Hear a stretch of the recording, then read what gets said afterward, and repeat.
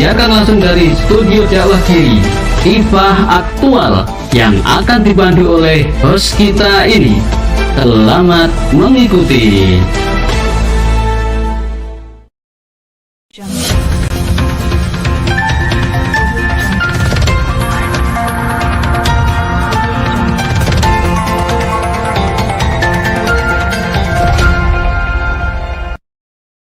Assalamualaikum warahmatullahi wabarakatuh. Bismillahirrahmanirrahim. Alhamdulillahirabbil alamin. Alladzi arsala rasulahu bil huda wa dinil haqq liyudhhirahu 'ala ad-dini kullihi wa kafa billahi shahida. Asyhadu an la ilaha illallah wahdahu la syarika lah wa asyhadu anna Muhammadan 'abduhu wa rasuluhu la nabiyya ba'dah. Allahumma salli wa sallim ala sayyidina Muhammad wa ala alihi wa ashabihi wa man tabi'ahum bi ihsan ila yaumil qiyamah. Subhanaka la ilma lana illa ma 'allamtana innaka antal alimul hakim. Rabbi shrah li sadri wa yassir li amri wahlul 'uqdatam min lisani yafqahu qawli. Amma ba'du. Para pemirsa dakwah Giri yang dirahmati Allah, syukur alhamdulillah pada kesempatan malam hari ini kita berjumpa kembali atas nikmat, atas rahmat dari Allah Subhanahu wa taala sehingga kita bisa melaksanakan agenda kita, diskusi kita pada malam hari ini dalam acara Kifah Aktual. Salawat dan salam semoga tetap tercurahkan kepada junjungan kita Nabi Allah Muhammad sallallahu alaihi wasallam, kepada keluarganya, para sahabatnya, kepada para tabi'in dan tabi'in serta kepada orang-orang yang senantiasa istiqomah di jalan syariatnya. Pemirsa dakwah Giri yang dirahmati Allah Subhanahu wa taala, pada malam hari ini kita akan melaksanakan diskusi bersama narasumber-narasumber yang alhamdulillah pada malam hari ini sudah hadir. Kita akan membahas tentang seputar pengadilan yang dijatuhkan kepada Habib Rizik Syihab yang menjatuhi hukuman 4 tahun penjara dalam rubrik Kifah Aktual pada malam ini. Alhamdulillah saya tidak sendirian, pada malam hari ini sudah beberapa narasumber yang telah hadir di tengah-tengah kita. Di antaranya kita sapa dulu beliau seorang pakar hukum dan filsafat Pancasila. Beliau Profesor Suteki. Assalamualaikum Profesor Suteki. Waalaikumsalam warahmatullahi wabarakatuh. Bagaimana kabarnya malam hari ini, Prof? Alhamdulillah baik. Alhamdulillah baik-baik saja ya. Pemirsa yang dirahmati Allah Subhanahu wa taala, pada malam hari ini ya kita akan diskusi bersama para pakar seputar putusan ada motif politik di balik pengadilan sesat atas HRS. Alhamdulillah, sebelum acara kita lanjutkan dengan diskusi dengan para narasumber kita pada malam hari ini, kita akan saksikan tayangan video singkat pada malam hari ini. Memperhatikan pasal 14 ayat 1 Undang-Undang Republik Indonesia nomor 1 tahun 1946 tentang peraturan hukum pidana Yungto pasal 55 ayat 1 ke 1 KUHP, Undang-Undang nomor 8 tahun 1981 tentang hukum acara pidana, serta peraturan perundang-undangan lain yang bersangkutan.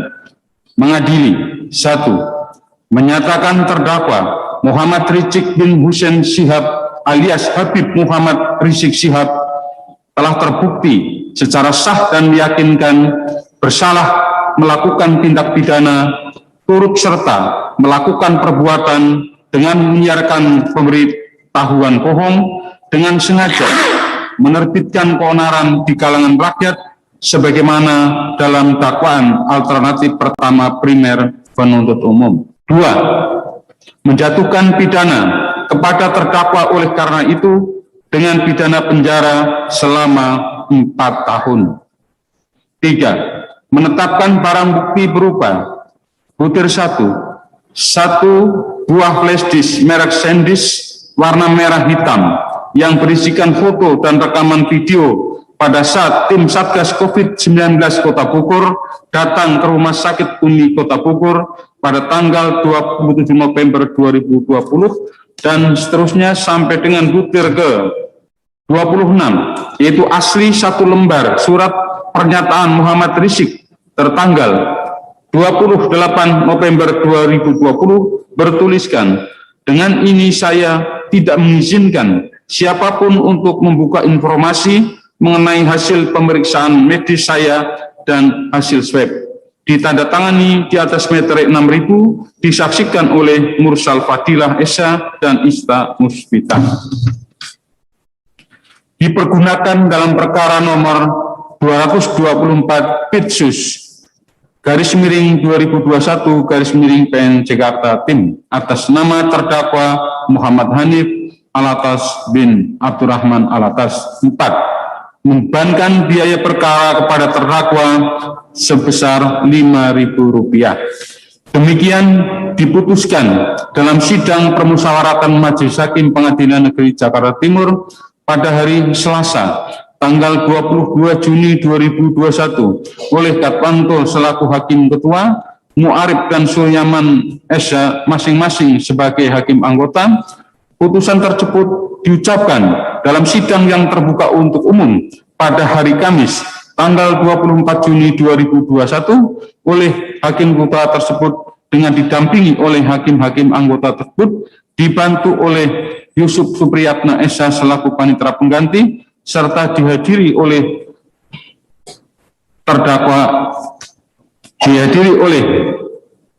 Baringa Sianturi Esa MH selaku umum, dan dihadiri pula oleh terdakwa yang didampingi tim penasihat hukumnya. Jadi demikian ya terdakwa. Ini hasil musyawarah majelis hakim, saudara dinyatakan terbukti ya, dan putusan ini sudah dibacakan ya. Dan sesuai dengan ketentuan pasal 196 KUHP ya, saudara mempunyai hak ya. Pertama adalah hak untuk menerima atau menolak putusan, saat ini juga itu mengajukan banding ya. Yang kedua adalah hak untuk pikir-pikir selama 1 minggu 7 hari ya.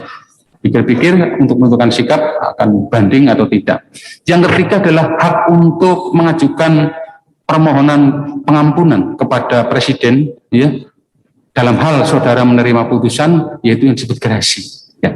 Terhadap 3 opsi tadi hak saudara, apakah saudara akan berkonsultasi dengan tim penasihat hukum atau akan langsung menjawab?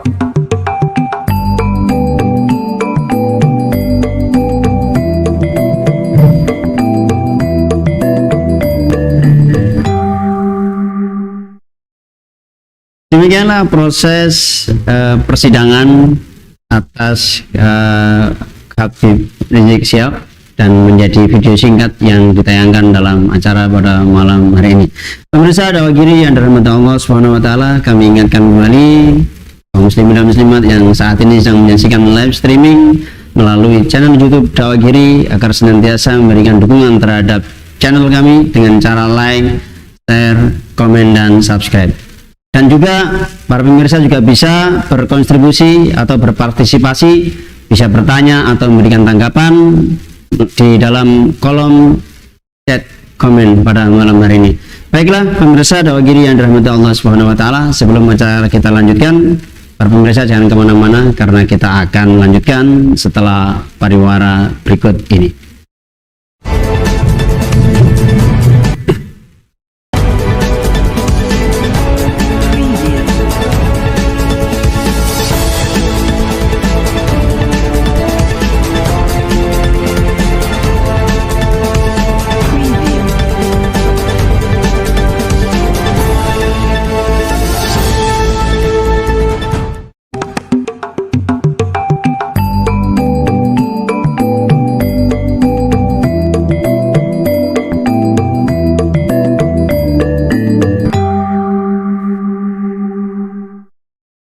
Pemirsa Dawagiri, sebagaimana yang kita ketahui 2 hari yang lalu Majelis Hakim Pengadilan Negeri Jakarta Timur telah memutuskan untuk menghukum Habib Rizik Syihab selama 4 tahun penjara. Adilkah keputusan ini? Masuk akalkah keputusan ini? Pada malam hari ini kita akan berbincang langsung kepada narasumber kita. Langsung saja kepada narasumber yang pertama, Profesor Steki. Prof, menurut jenengan apakah keputusan 4 tahun penjara ini cukup masuk akal atas tuduhan penyebaran kebohongan terkait hasil swab? Silakan, Prof. Ya, sebelum saya masuk di situ, saya ucapkan Assalamualaikum warahmatullahi wabarakatuh. Waalaikumsalam warahmatullahi wabarakatuh. Alhamdulillahirrahmanirrahim. Wa bihi nasta'inu wa ala alihi wa sahbihi ajma'in. Asyhadu an la ilaha illallah wa asyhadu anna Muhammadan abduhu wa rasuluh la nabiyya ba'da. Sebelumnya mohon maaf ya Mas kalau ini suaranya juga kurang beres nih ya, flow dikit ini ya. Agak flow saya. Ya. Jadi sesuai dengan tema yang kita bahas hari ini, yaitu mengenai ada motif politik di balik pengadilan sesat atas HRS itu. Saya ingin sedikit bicara tentang sebenarnya kalau kita membicarakan mengenai pengadilan sesat, itu lebih tepatnya mungkin kita ke peradilan sesat namanya ya. Jadi lebih ke trial, bukan not only in judge ya, tidak hanya pada persoalan di kehakiman, tetapi ini sebenarnya proses yang panjang. Sebenarnya fakta atau fenomena ini bukan hal yang baru ya. Di level dunia pada tahun 1999 itu ada seorang ahli hukum Amerika Serikat yang menulis buku ya. Ini saya ya punya bukunya ini ya. Nggak promosi tapi ini jelasin bukunya ya. Ini kitabnya ya. Kitab saya itu. Judul bukunya adalah Trial Without Truth ya. Jadi peradilan tanpa kebenaran. Yang ditulis itu pada tahun 99. Nah, seperti judulnya ini ya, jadi buku ini berisi tentang kritik tajam ya atas bobroknya sistem peradilan yang sedang berjalan waktu itu ya, khususnya di Amerika dan juga di Inggris. Nah, secara singkat dapat dikatakan bahwa sistem peradilan itu yang semula ya itu diusahakan atau diadakan itu untuk pencarian kebenaran dan keadilan, kemudian berubah menjadi sistem peradilan yang lebih pada menjadi ajang gladiator gitulah ya. Ajang gladiator untuk mencari the winner and the loser. Ya sebatas itu, sebelumnya untuk searching the truth and justice, kemudian berubah menjadi sebuah ajang gladiator yang hanya untuk menentukan atau mencari the winner and the loser. Jadi siapa pemenang dan siapa yang kalah. Sehingga dalam hal ini, the quality of one's lawyer and the composition of the jury, kalau di Amerika itu kan ada juri ya, itu lebih diutamakan ketimbang dengan kualitas pembuktian. Nah, ini prinsipnya di sini. Ini kita pegang dulu di sini. Ya, jadi memang peradilan kemudian menjadi ajang persilatan bersilat lidah mana yang paling pintar gitu ya. Itu jadi bisa menjadi pemenang meskipun dia mungkin dalam posisi yang keliru. Nah, di buku ini dicontohkan ya ada kasus namanya O.J. Simpson, mungkin Anda pernah tahu itu ya, di tahun 1994. Ya, O.J. Simpson itu seorang pesepak bola yang mantan pemain sepak bola terkenal ya di Amerika ya. Ya kalau dikatakan dari sisi ras itu ya rasnya termasuk ras berkulit hitam ya kalau kita katakan begitu. Ini saya katakan karena nanti ada implikasi dalam pembuatan putusan hakim itu. Jadi O.J. Simpson itu dituduh membunuh ya mantan istrinya karena sudah bercerai di tahun 92 itu, sudah 2 tahun sebelumnya dia membunuh, kemudian diduga membunuh dan juga membunuh pacar mantan istrinya, itulah ya ceritanya begitu. Nah, singkat cerita pembuktian itu berlangsung lama ya, dijalani sekitar 99 hari ya, ada 72 saksi yang diajukan. Nah, di sini bukan hanya sendiri ya didampingi oleh bukan didampingi oleh satu orang pengacara tapi oleh sekitar 8 pengacara yang terkenal waktu itu disebut sebagai dream team. Wah gitu ya. Jadi Dream Team. Nah, ada kasus sesuatu yang menarik ketika itu. Ada jaksa itu mengajukan bukti ya, yang namanya sarung tangan. Sarung tangan ini diajukan di pengadilan itu, kemudian pengacara kemudian langsung ngomong begini, ya oke, silakan diajukan sarung tangannya. Kalau sarung tangan itu tidak pas, maka Anda harus membebaskan O.J. Simpson. Ini soal sarung tangan toh. Nah, kebetulan dijajal gitu ya, dicoba tidak pas. Nah, ditambah dengan waktu itu ada isu rasialis gitu ya, rasisme terhadap O.J. Simpson ini seolah-olah begitulah, karena ada antara kulit putih dan kulit hitam. Kemudian pada tanggal 3 Oktober 1995 itu O.J. Simpson dinyatakan oleh juri tidak bersalah. Nah, dari kasus ini kemudian ada yang aneh, karena tahun 95 ya, itu di tahun 95 itu di bulan Juli ya kalau tidak salah itu ada proses pengadilan sipil ya, tadi kan pidana, sekarang sipil. Nah, O.J. Simpson itu ternyata terbukti melakukan pembunuhan terhadap 2 orang itu. Tapi ini karena peradilan pidana, hakim memutus ganti rugi sebesar, kalau dirupiahkan sekarang itu ya 447 miliar. Atau kalau di US dollar waktu itu sekitar 33,5 juta US dollar. Nah, jadi ini saya kira satu hal yang sangat menarik, saudara sekalian, bahwa memang pada peradilan yang pertama itu boleh kita katakan itu terjadi trial without truth. Nah, ini kasus nyata di situ. Nah, lalu apa hubungannya dengan trial justice di Indonesia yang bisa dikatakan sekarang salah satunya menimpa Habib Rizik Syihab? Nah, saya menduga telah lama sebenarnya terjadi peradilan Indonesia itu yang bahkan bisa ada penyimpangan-penyimpangan hingga bisa disebut sebagai industri hukum. Ya, sebagaimana pernah disinyalir oleh Menko Polhukam Pak Mahfud MD itu pada saat acara ILC ya, ILC tanggal 11 Februari 2020. Ya, ini saya catat supaya kita paham betul di sini ya, bahwa beliau menyatakan masih ditemukan praktek di mana orang yang benar dibuat salah atau sebaliknya orang yang salah dibuat benar. Itu pertama. Kemudian juga terjadi praktek pengalihan perkara dari perdata ke pidana atau dari pidana ke perdata. Nah, ini pinter-pinternya pengacara atau ya yang bersangkutan ya. Nah, kemudian juga bahkan Pak Mahfud itu mengatakan ada seorang polisi yang membuat surat kaleng untuk dirinya sendiri supaya dapat menceraikan istrinya. Coba kita bayangkan itu sebuah sindiran yang sangat tajam terhadap praktek-praktek yang diselenggarakan baik oleh polisi, oleh jaksa, oleh hakim maupun oleh advokat.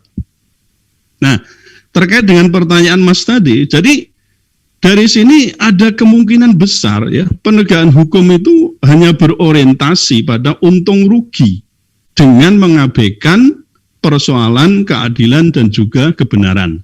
Nah, keadaan ini juga kita bisa sebut sebagai ya tadi disebut oleh William T. Pizzi ini sebagai trial without truth. Nah, ini teorinya ya, pura-puranya kita berteori dulu ini ya. Jadi ini teorinya. Nah, sekarang kita terapkan pada kasus Habib Rizik Syihab ini. Jadi saya katakan juga ini ada dugaan. Kalau saya nanti mengatakan pasti kan nggak boleh juga ya. Jadi ada dugaan memang terjadi yang kita sebut dengan trial without truth. Anda mau mengatakan sesat atau mau terserah lah monggo, tapi ini dalam bahasa Inggrisnya itu trial without truth. Ini ada dugaan ke sana. Mengapa saya mengatakan begitu? Yang pertama, sejak penangkapan dan penahanan telah terjadi, menurut analisis saya ya, ini sudah banyak juga saya tulis di di grup WA juga di Facebook, ya, ada diskriminasi dan ketidakpatuhan aparat penegak hukum, ya, terutama bagaimana mengadili secara seimbang ya atas kerumunan yang dijalankan. Ya kita tahulah ya bagaimana terjadi di Momere NTT. kemudian di Jakarta, kemudian di Jawa Tengah juga ada, kemudian kalau kita lihat ketika di bandara itu sebenarnya siapa yang sampai kemudian bisa menggerakkan dalam arti memicu orang untuk berkerumun di bandara ya ketika ada penyambutan Habib Rizik Syihab itu. Kemudian juga terjadi yang baru saja di Jawa Timur misalnya ya, kita itu bisa melihat itu ada diskriminasi dalam penegakan hukum, terutama bagaimana menegakkan aturan mengenai prokes ya, protokol kesehatan. Lalu juga ketidakpatuhan terhadap putusan MK ya nomor 21 2015 ya kalau tidak salah, itu mengenai bagaimana penetapan seseorang menjadi tersangka atau bahkan sebelum ditahan itu harus bagaimana diatur semua. Harus ada penyelidikan sebelumnya ya, tidak bisa langsung menangkap tanpa ada penyelidikan sebelumnya, alat bukti ya, 2 alat bukti dan seterusnya ditambah dengan penyelidikan dan penyidikan sebelumnya. Itu mestinya memang itu harus dilakukan, tapi itu tidak, menurut saya tidak dilakukan secara patut gitu. Kemudian yang kedua, peradilan untuk kasus Megamendung dan Petamburan itu menurut saya dilakukan secara tidak adil atau bisa dikatakan tidak konsisten. Memang hakim itu punya hak ya untuk menentukan ini, itu, dan seterusnya. Tapi kalau kita lihat kasus di Megamendung itu kan dipidana 20 juta, betul ya? Subsidiarnya itu 2 atau 3 bulan itu. Kemudian di Petamburan itu justru dipidana dengan apa? Pidana penjara 8 bulan dipotong masa tahanan. 2 ini aja tidak klop gitu. Sementara di kasus Petamburan itu sebenarnya Habib Rizik Syihab, apapun namanya, sudah diberi sanksi, yaitu sanksi administratif oleh Satpol PP ya waktu itu sebanyak denda 50 juta. Nah ini untuk kasus yang sama kemudian diberikan pidana. Itu kira-kira dari sisi keadilan benar apa enggak? Nah itu dari situ ada inkonsistensi ada di sana. Padahal kalau kita lihat kan yang dipakai itu adalah pasal yang sama, yaitu pasal 93 Undang-Undang tentang Kekarantinaan Kesehatan ya, Undang-Undang nomor 6 tahun 2018. Nah, di Petamburan tadi semacam itu ya. Jadi ini saya katakan inkonsistensi di situ dan juga ketidakadilan di situ. Kemudian yang ketiga, peradilan untuk kasus RS Rumah Sakit Umi Bogor itu ya. Jadi pernyataan sehat, maka tadi kan saya ngomong, Mas tanya Prof. Teki sehat-sehat aja enggak? Ya menurut saya sih ini sehat ya, tidak diikuti dengan tes antigen dan juga rapid test, atau saya belum sehari atau 2 hari kemarin belum ada lah ya, sehingga saya juga nggak tahu hasilnya bagaimana, belum ada tesnya, tapi menurut saya sehat.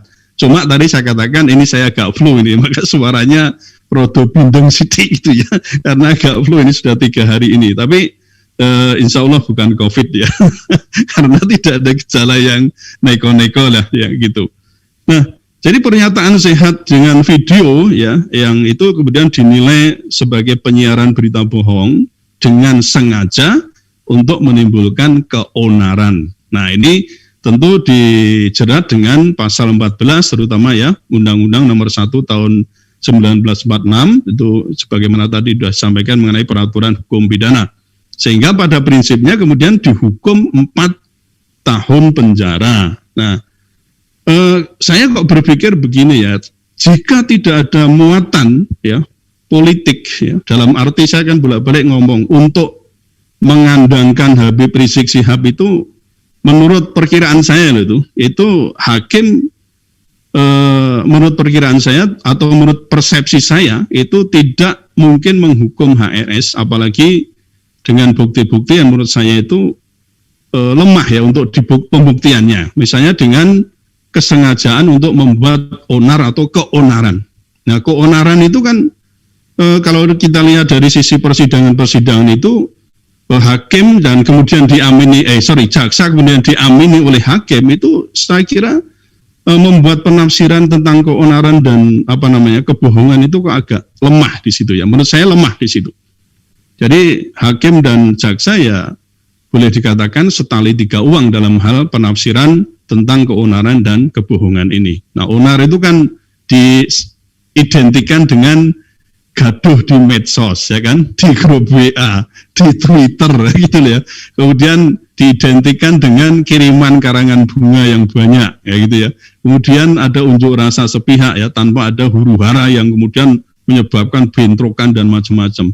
Nah, kalau dari sisi sononya, konsekuensinya mestinya itu harus ada bentrokan, harus ada ya kegaduhan. Itu nggak bisa hanya di medsos kemudian dikatakan onar, nggak ada. Nah, kalau begitu nih setiap hari kita bikin onar itu, ya kan? Saya posting sesuatu, wah kalau di medsos itu kan ya di wall saya itu, nggak setuju, wah sampai pendelengan macam-macam ya, dalam arti kalau di foto itu mungkin antem-anteman tenan, di situ betul itu. Nah, itu berarti saya tiap hari bikin onar itu, ya kan? Ya namanya orang berpendapat, ini pikiran ya boleh saja berpikir apa setuju atau tidak ya ada yang sampai out of apa ya namanya conduct gitulah ya, sampai ya pisu-pisuan ya ada ya, apalagi di grup WA itu kalau bapak ibu bapak-bapak memahami saudara itu sudah jelas Anda melontarkan gini der. Itukah yang namanya onar, itu namanya keonaran. Nah jadi ini yang saya maksud tadi, apakah ya ini saya tepat ya ketika menduga bahwa ini memang ada motif politik. Nah, apa yang saya maksud motif politik ini? Motif politik ini berarti ada semacam intervensi ya kepada sistem peradilan kita ya, terutama ya kemana siapa lagi, bisa jadi kejaksannya untuk menuntut sekian, bisa jadi juga ke hakimnya untuk memutus sekian. Ya kan, ancaman itu kan 10 tahun. Kemudian dituntut jaksa 6 tahun.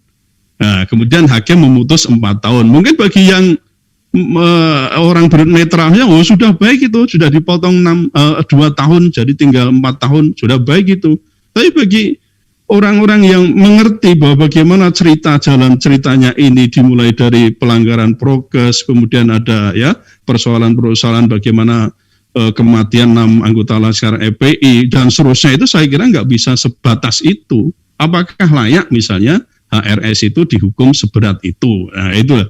Nah, politik yang saya maksud itu satu ya. Saya ini identifikasi saya. Semoga bisa diterima ya dari sisi nalar. Adanya mungkin dendam politik ya atas kekalahan Pilkada DKI tahun 2017 ya kalau nggak salah waktu ya. Betul ya, 2017. Nah, itu ada semacam ya banyak lah ya analis-analis yang mengatakan wah ini ada dendam politik ya, ketika waktu itu Ahok dipidana 2 tahun, itu juga siapa yang dibalik itu kan banyak yang menengarai, wah ini adalah ya Habib Rizik dan juga teman-teman atau taruhlah umat Islam dan gini-gini lah ya, itu banyak yang menyatakan begitu. Jadi ini ada, kalau kita lihat ini masa lalu ada dendam politik, kemudian masa yang akan datang itu ada kekhawatiran pengaruh HRS di perhelatan politik di tahun 2024. Apapun ya, cuitan-cuitan di Twitter kan kita tahu ya, kita memang tidak bisa persis ya kalau dugaan di politik itu wangel ya. Orang sekarang ngomong A, besok B, dengan alasan ini, itu ada terus. Cuma kalau kita melihat esensi, kenapa seseorang bisa mengatakan sampai ketemu lagi nanti di tahun 2026 misalnya, itu kita sudah mikir, maka waktu itu di Facebook saya sudah memprediksi Habib Rizik minimal akan dipidana 4 tahun. Silakan dilacak itu di Facebook saya. Sebelum ini jauh sebelumnya.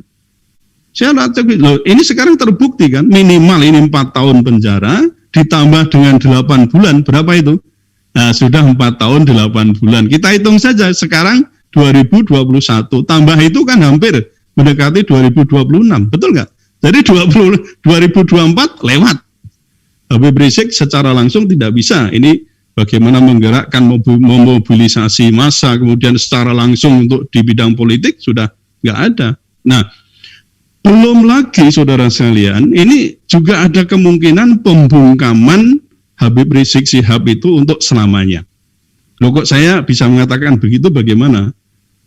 Silakan diteliti aja, kira-kira mungkin enggak Habib Rizik Syihab itu kemudian nanti akan diikut sertakan atau dikaitkan dengan kasus Munarman yang sebelumnya sudah sudah dijadikan tersangka ya, sebagai tersangka tindak pidana terorisme loh. Ini jangan dianggap enteng ini. Loh kok bisa nanti terkait ke sana? Lah bisa, silakan. Ini nanti kan bisa diikut sertakan, misalnya diikut-ikutkan, dihubungkan dengan tersangkanya ada 6 ya, ada 6 anggota Laskar FPI meskipun itu meninggal dunia, tapi kan sempat dijadikan sebagai tersangka. Anda jangan lupa itu sudah dijadikan tersangka. Cuma karena yang bersangkutan ya 6 ini sudah meninggal, kemudian status tersangkanya dicabut, tapi kan dijadikan tersangka penyerangan terhadap aparatur. Apa itu tidak bisa dikaitkan dengan persoalan ini gitu loh. Nah, jadi kita ini sebenarnya ya apa ya?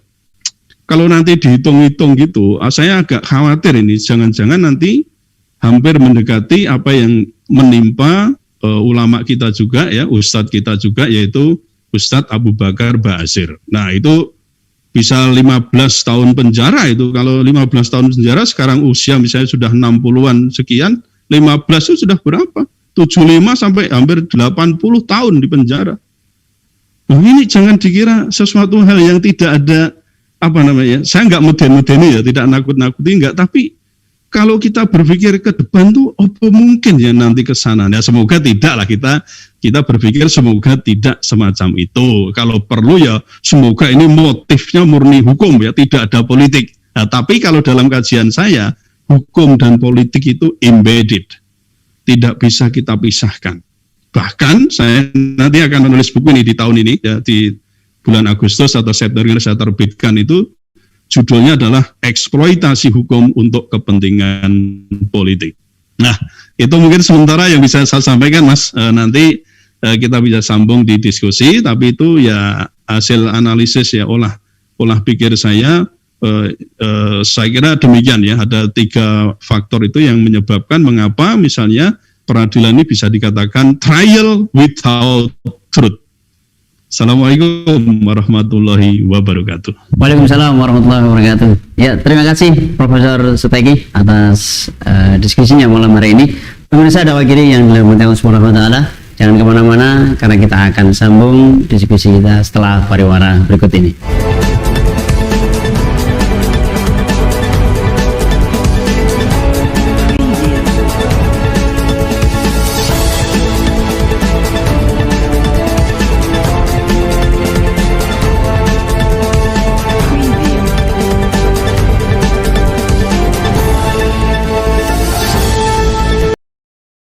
Pemirsa Dakwah Giri, alhamdulillah mengingatkan kembali untuk senantiasa memberikan dukungan terhadap channel kami dengan cara like, share, komen, dan subscribe. Baik, kita akan lanjutkan diskusi kita pada malam hari ini pada sesi kedua bersama Profesor Suteki. Prof, bagaimana pandangan Anda apa yang harus dilakukan oleh HRS yang rencananya beliau akan melakukan banding? Jika banding ini kemudian ditolak atau beliau akan mendapatkan hukuman yang lebih berat ya, sebagaimana yang tadi Profesor sampaikan. Lantas apa tawaran terakhir hakim, haruskah HRS ini meminta maaf atau meminta gerasi kepada Presiden? Bagaimana pandangan Profesor? Silakan. Ya, kalau dari sisi hukum ya, memang di pasal 196 KUHP itu kan menyebutkan bahwa ketika sidang dihadiri oleh terdakwa dan kemudian hakim sudah memutus perkara ya dengan menjatuhkan pidana ya dan sudah dibacakan itu, ada kewajiban hakim untuk memberikan hak yang bisa diambil oleh terdakwa atau terpidana. Ya, terpidana karena sudah dipidana itu. Jadi yang pertama menerima putusan saat itu juga atau menolak. Yang kedua pikir-pikir dulu selama 7 hari itu ya. Selama 1 minggu untuk memikirkan nanti memutuskan apakah akan menerima putusan atau tidak. Atau ketika menerima putusan saat itu kemudian bisa mengajukan gerasi. Nah, karena hukuman itu di atas 2 tahun, sebenarnya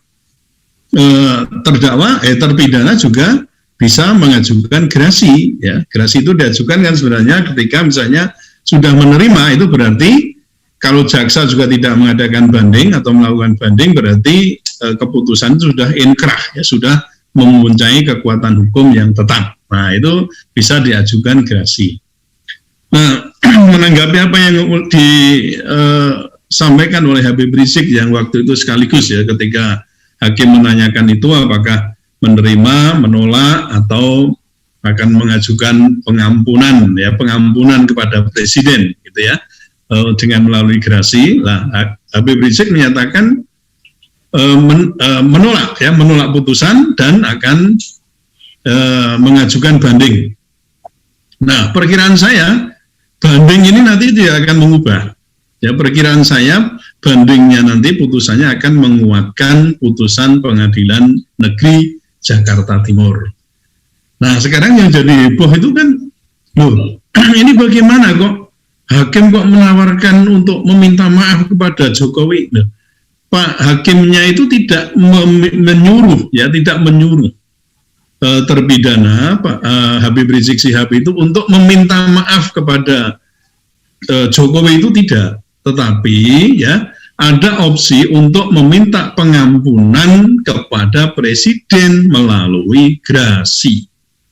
Jadi pengampunan itu bisa ditempuh dengan dua cara sebenarnya, yaitu melalui gerasi, yaitu berarti terdakwa atau keluarganya itu nanti, atau nanti juga melalui kuasa hukum, penasihat hukum itu bisa mengajukan, ya, harus aktif mengajukan kepada presiden. Tentu aja nanti kan ada pertimbangan dari Mahkamah Agung, ya itu pasti, ya kan, sebelum presiden menjatuhkan diterima atau tidak, itu ada pertimbangan dari Mahkamah Agung. Nah, ada juga yang secara pasif, artinya presiden memberi pengampunan. Nah, kalau gerasi itu kan tetap kesalahannya itu tetap gitu ya, tapi diampuni oleh oleh presiden. Presidennya sebagai kepala negara, ya, punya hak prerogatif itu. Ada gerasi, amnesti, abolisi, dan rehabilitasi. Itu memang haknya presiden gitu loh. Bukan kemudian, lah apa salahnya Habib Rizik kepada presiden? Ya jangan bertanya begitu, karena memang presiden itu punya hak prerogatif untuk memberikan gerasi, amnesti, abolisi, dan rehabilitasi. Nah, kalau amnesti itu bisa diberikan oleh presiden tanpa yang bersangkutan meminta. Nah, kalau amnesti itu kesalahannya juga dihapuskan sekaligus pidananya dihapuskan. Nah, ini perbedaannya di sini. Jadi ya karena Habib Rizik Syihab sudah menyatakan kemarin untuk mengajukan banding, nah maka ya silakan diajukan banding.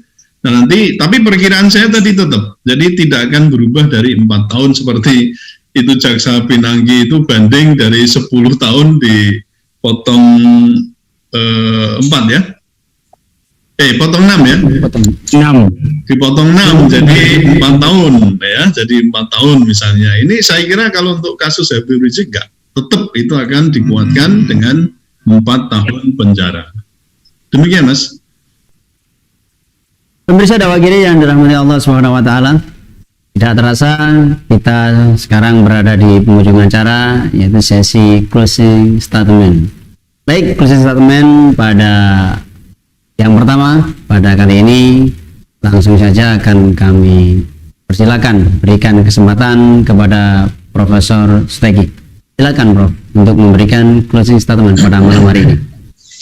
Baik, saudara sekalian yang saya hormati, insyaallah dimuliakan oleh Allah.